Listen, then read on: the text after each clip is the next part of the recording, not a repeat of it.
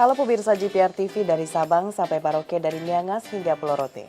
Bertemu lagi bersama saya Mona Zarinisa dalam program Kominfo Newsroom.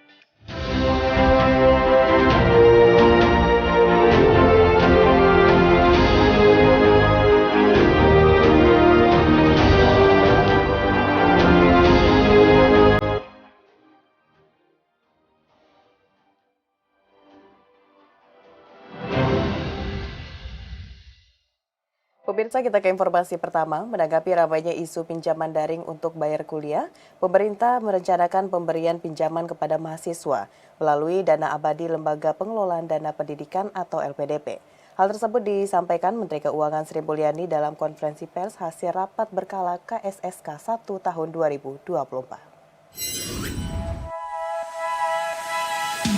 Menteri Keuangan Sri Mulyani menyebutkan pemerintah merencanakan pemberian pinjaman kepada mahasiswa melalui dana abadi Lembaga Pengelola Dana Pendidikan atau LPDP. Hal tersebut untuk menanggapi ramainya isu pinjaman daring untuk membayar biaya kuliah akhir-akhir ini. Hingga saat ini untuk desain besarnya masih dalam tahapan pembahasan agar tidak menjerumuskan mahasiswa dalam jerat utang.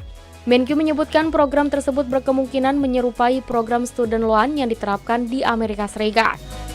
Selain itu nantinya juga akan dilihat bagaimana keterjangkauan dari pinjaman, kombinasi yang akan digambarkan dalam desain student loan tersebut, yakni tetap mampu mencegah moral hazard dan memberi afirmasi bagi kelompok tidak mampu. Nah, saat ini terkait dengan tadi yang disampaikan adanya masih pangsa mahasiswa yang membutuhkan bantuan pinjaman, kita tuh sekarang sebetulnya sedang membahas di dalam Dewan Pengawas LPDP, meminta LPDP untuk mengembangkan kemungkinan mendevelop yang disebut student loan. Tapi kita juga waspada, di negara maju seperti Amerika itu sudah dilakukan dan menimbulkan juga masalah jangka panjang.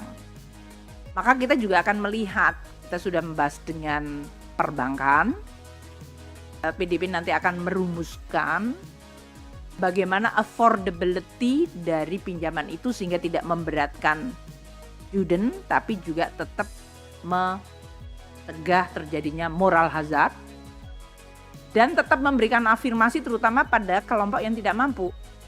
Itu semua kombinasi yang harus kita nanti capture di dalam desainnya. Komite Stabilitas Sistem Keuangan menilai bahwa sistem keuangan terjaga dan stabil hingga kuartal akhir tahun 2023. Adapun KSSK terdiri atas para pemimpin dari Kementerian Keuangan, Bank Indonesia, Otoritas Jasa Keuangan. Menteri Keuangan Republik Indonesia Sri Mulyani dalam konferensi pers Komite Stabilitas Sistem Keuangan atau KSSK mengatakan bahwa sistem keuangan tetap terjaga dan berjalan stabil hingga kuartal terakhir tahun 2023. Menurut Sri Mulyani, kestabilan tersebut tetap terjaga meski di tengah risiko perlambatan ekonomi dunia dan ketidakpastian dalam pasar keuangan global. Hal tersebut didukung oleh resiliensi kondisi perekonomian dan sistem keuangan domestik, juga sinergi dari seluruh komponen KSSK yakni Kementerian Keuangan, Bank Indonesia, Otoritas Jasa Keuangan, serta lembaga penjamin simpanan. Koordinasi tersebut menurutnya akan terus berjalan melalui pertemuan berkala guna memantau dan memastikan bahwa sistem keuangan tetap terjaga, terutama dari berbagai risiko perlambatan dan dampak situasi global.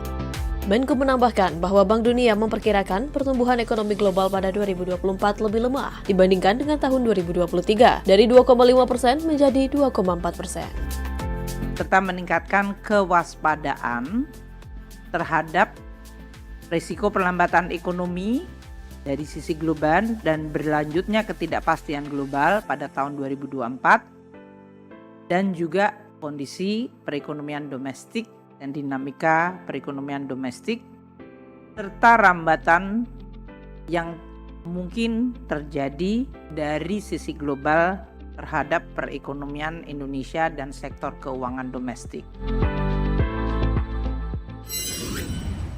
Pemirsa, kita ke informasi selanjutnya. Lembaga Penjamin Simpanan atau LPS mengumumkan suku bunga penjamin rupiah tetap berada di level 4,25%. Hal tersebut dilakukan sebagai upaya menjaga momentum pemulihan ekonomi intermediasi perbankan serta mengantisipasi risiko ketidakpastian pasar keuangan.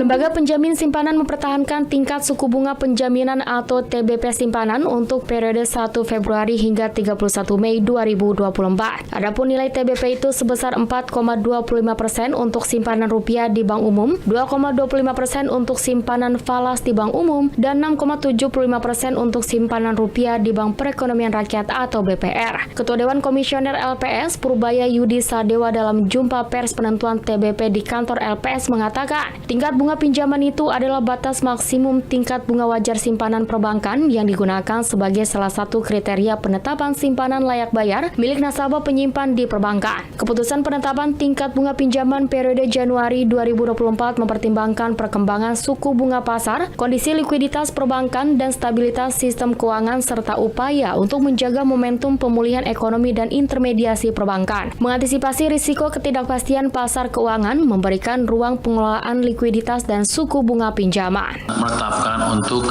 mempertahankan tingkat bunga penjaminan simpanan rupiah di bank umum dan BPR serta simpanan valuta asing di bank umum dengan rincian masing-masing sebagai berikut. Untuk bank umum, rupiah 4,25%, falas 2,25%. Untuk Bank Perekonomian Rakyat atau BPR, rupiah di 6,75%. Tingkat bunga penjaminan tersebut akan berlaku efektif sejak periode 1 Februari 2024 sampai dengan 31 Mei 2024. Beralih ke informasi lainnya, pemirsa, Menteri Pertanian Republik Indonesia Andi Amran Sulaiman menyerukan pentingnya konsep food estate di Indonesia. Hal tersebut disampaikan Mentan ketika memberikan pembinaan kepada para penyuluh pertanian dan kelompok tani di Sumedang, Jawa Barat.